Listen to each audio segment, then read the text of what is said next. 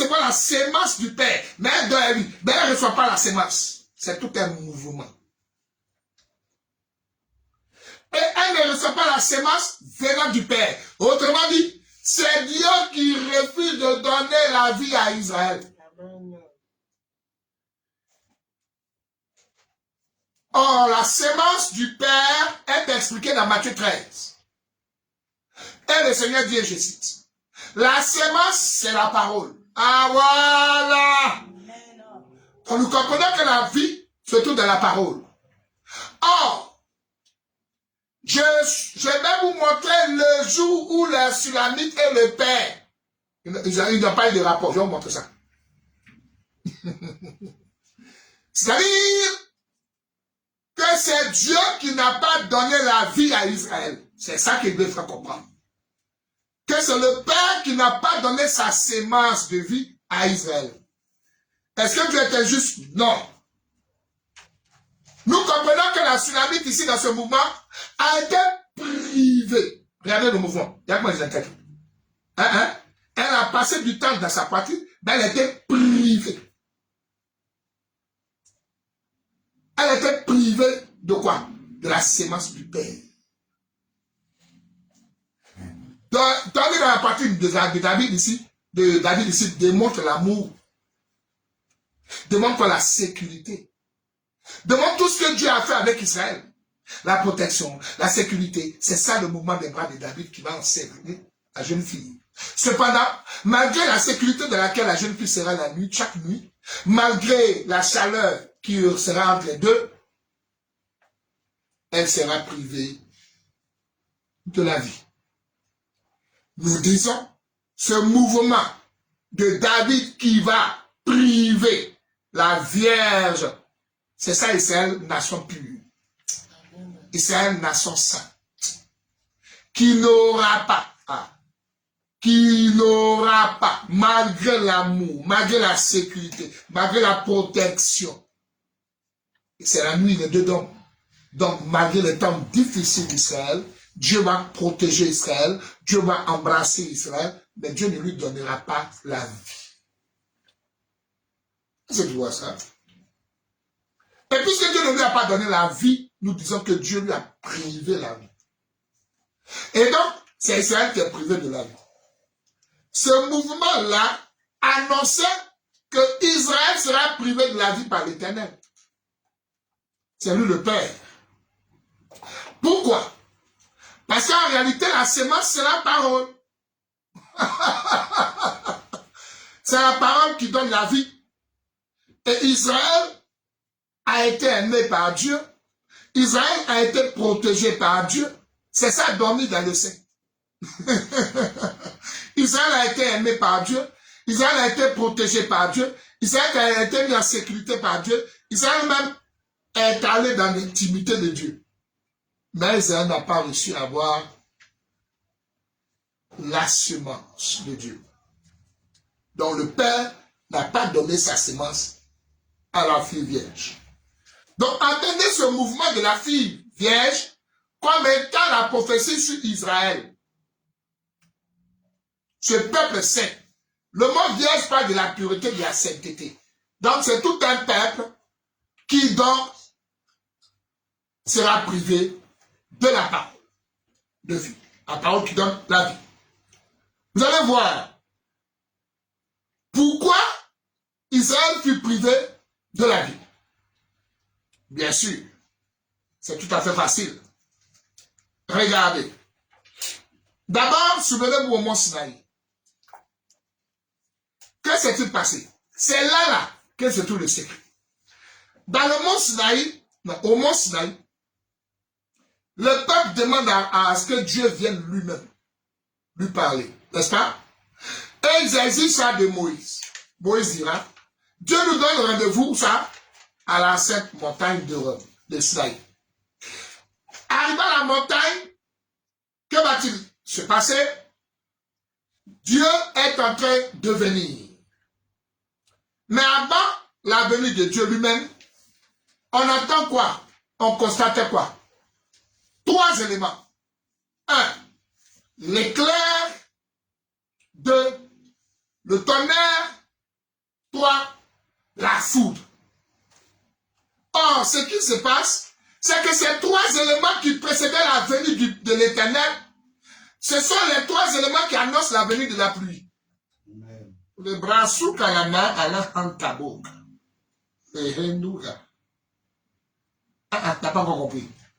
Quand tu attends le tonnerre, il va pleuvoir. Quand tu attends l'éclair, la pluie arrive. Donc, vous voyez que pendant que Dieu est en train d'annoncer son arrivée, Dieu annonce la venue de la pluie. Est-ce que tu me vois marcher? Nous comprenons maintenant la réaction d'Israël. Non, non, on ne veut pas, on ne veut pas. Moïse dit, c'est bon, c'est bon, c'est bon, c'est bon. Nous comprenons que Israël refuse l'arrivée de la pluie. Or, la pluie qui doit venir, c'est Isaïe 55, 8 à 10. Ma parole est une pluie. Ouh, tu n'as pas vu. Non, tu n'as pas vu ça. Je répète. Nous sommes au mont Sinaï. Israël veut voir Dieu. N'oubliez pas, hein? Donc la curiosité d'Israël, la femme d'Israël, c'est de rencontrer Dieu. Mais Dieu, en venant, il est annoncé par le tonnerre, l'éclair, la foudre, etc. Quand Israël voit le tonnerre gronder, quand Israël entend l'éclair, Israël dit à Moïse, dit à Dieu de ne plus venir. Or, les trois éléments qui annonçaient la venue de Dieu, ce sont les trois éléments qui annoncent la venue de la pluie. Eux, ils voulaient voir Dieu, c'est-à-dire un être humain devant eux. Ah, c'est bien très haut pour vous. Tu veux voir Dieu, tu veux dire, docteur, montre-moi Dieu. Je dis, ok, viens à la montagne, tu vas voir Dieu. Au lieu de voir un être humain comme tu penses, non. Tu vois les signes de la pluie. Donc, ce qui vient derrière le tonnerre, ce qui vient derrière l'éclair, c'est quoi? C'est la pluie. Donc, Dieu qui vient là, c'est la pluie.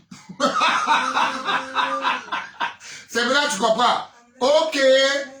Donc, c'est la pluie. C'est ça, Dieu. Et maintenant, Dieu va expliquer que la pluie, là, c'est lui. Sa parole. Ah! Isaïe 55, verset 8 à 10. Il dit de même que la parole est égale à la pluie. Fait les mêmes choses que la pluie, ainsi, de même que la pluie quitte le ciel, descend, arrose, fait ceci, fait germer, fait ceci, là. C'est comme ça ma parole. Donc Israël, en refusant, en rejetant, vient de rejeter quoi? La parole. Je viens de vous donner le pourquoi de ce que David n'a pas donné la sémence à la Sunamite. Amen.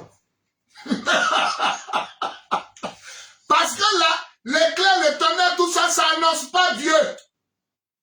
Ah, le mois d'août même, j'aime ça, j'aime ça. Parce que le mois d'août, on va tous voir Dieu. Fort comme ça. Oh, tu parles d'un prédicateur. J'ai dit on va voir Dieu. Parce que dans mon subconscient, vous prenez Dieu comme un vieux barbu. Mais Israël veut voir Dieu. Oh, la parole est Dieu. Amen. Remarquez la parole. Au commencement était la parole. Et la parole était avec Dieu. Et la parole était Dieu. Donc tu n'as pas dit ça.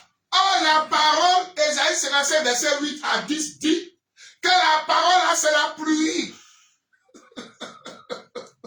Donc, quand Israël a rejeté la pluie, ah voilà, Israël devait rejeter quoi? La parole. Or, Matthieu 13 dit, la sémence, c'est la parole.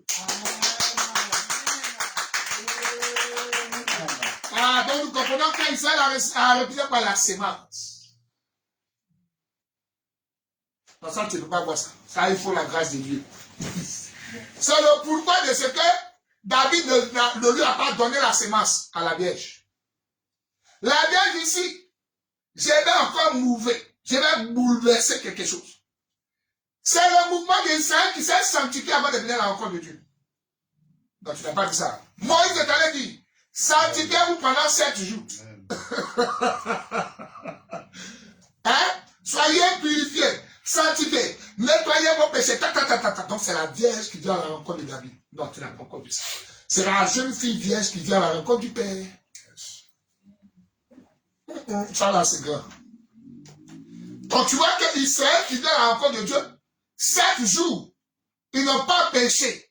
Ils se sont sanctifiés. Les enfants, les hommes, les femmes. Nous disons que c'est toute une femme vierge qui vient maintenant à la rencontre de qui? Du Père. Et le Père va la priver.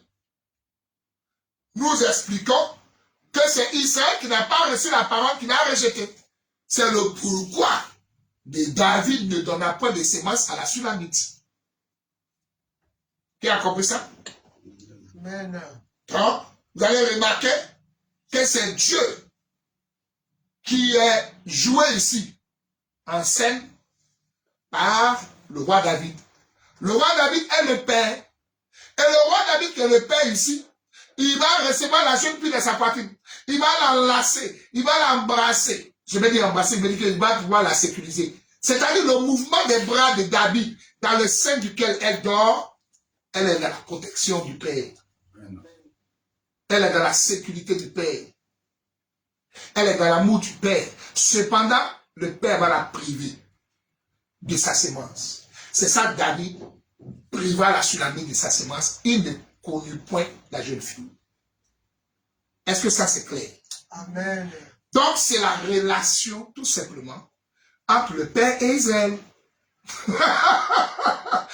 Je ne suis pas encore arrivé chez Salomon, je vous explique d'abord entre la Sulamite et le Père. Vous voyez que la Sulamite et le Père ont eu une relation, mais sans sexe, sans sémence. Donc David a eu la relation en premier avec la Sulamite. Mais la relation que David a eue avec la Sulamite, la relation là, David ne lui a pas donné la sémence. Donc la Sulamite a été privée de sémence. Vous allez me poser la question, pourquoi il enlace dans ses bras, pourquoi il la protège dans ses bras, mais ne lui a pas donné la sémence. Eh bien, cela montre l'amour de Dieu pour son peuple Israël. Mais Dieu va priver Israël de sa sémence. C'est pourquoi la Sulamite, elle a dormi bien sûr avec David, mais David lui a privé de sa sémence. Alors, c'est cette pluie-là qui est la parole, rejetée par le peuple, qu'Israël a refusé. Non, non, non, non, non, non, non, non. Dis à ton Dieu n'est plus venu, on ne veut pas de lui, on ne veut. Toi, c'est toi on veut. Dis à ton Dieu n'est pas venu. Donc les tonnerres, éclairs, un foot qui est en train de crier avant la venue de l'Éternel, eux ils attendaient un être humain. Alors que ces trois-ci là annoncent juste la pluie. À la montagne de Sel, eux ils voulaient voir un homme. Mais ils ne savent pas que Dieu est la parole. Oh, non, non, non, non, non, non, non, non, non. Ils ne savent pas que Dieu est la pluie. Parce que les tonnerres et les éclairs annoncent pas Dieu. Amen. Ah, tonton, j'ai même monté. Hé, j'ai dit, le tonnerre n'annonce pas Dieu. L'éclair n'annonce pas Dieu. Le tonnerre, l'éclair annonce la pluie. Mais eux voulaient voir un être humain. J'ai dit en août, on va voir Dieu. Ah. C'est quelqu'un de celui-là? Ça va pas dans la tête, hein? Vous le savez bien. Donc, nous saisissons. Ils ont refusé quoi? La pluie. Isaïe 55. Écoutez. Qu'est-ce qui annonce l'arrivée de Dieu? Je vais vous montrer ça dans le mois d'août. Je vous ai dit, on voit Dieu.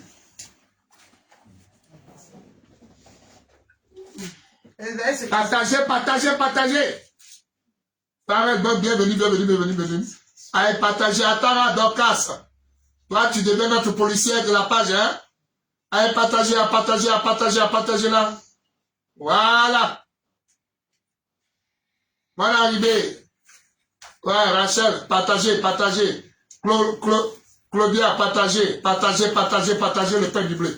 Le blé de notre Père. Oui, MD Sardak, sans toi, que serait ce diète béni Ruth. Sois salué, la précède de l'éternité. Il faut partager. Distribuons le blé. Quadio Esdras, l'éternel Dieu.